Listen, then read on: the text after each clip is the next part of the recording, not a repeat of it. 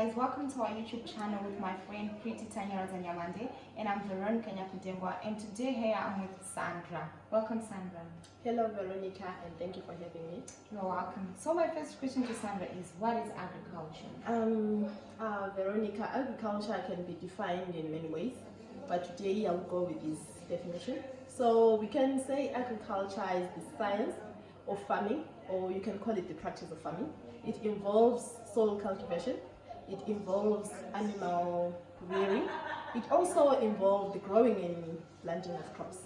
Oh, okay. So this brings me to my next question, which is, what are the branches that are there in agriculture? We have about 4 branches in agriculture. However, there are 2 that are more similar. So I'll start with horticulture.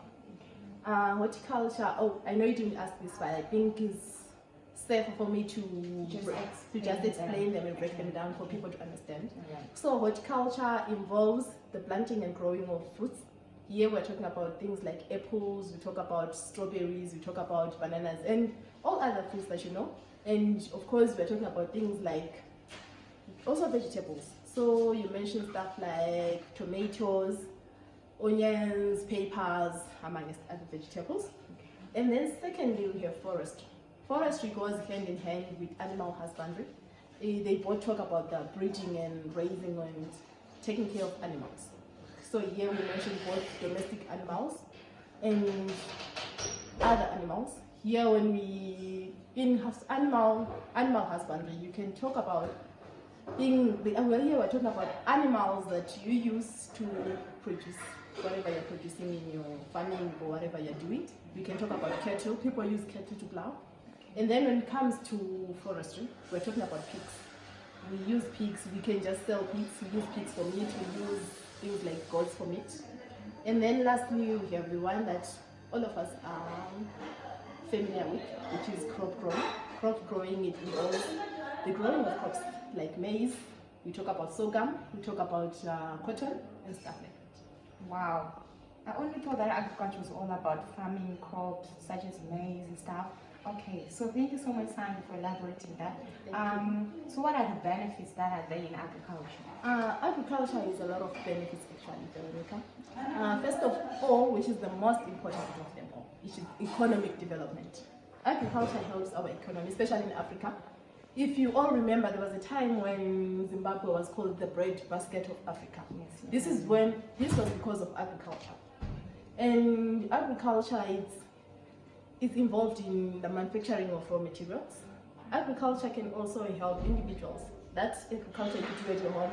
When you are planting your vegetables behind your house in a small garden, that's agriculture, and that's very helpful because you save that 50 cents you used to buy veggies by the shops, so it can be used as food supplement.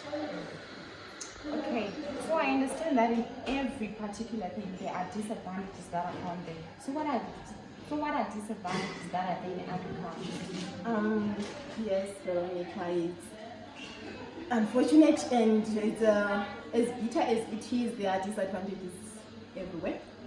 So in agriculture, I will talk about water consumption. Agriculture uses a lot of water, especially in countries like Botswana and Zimbabwe, where we normally have less rainfall.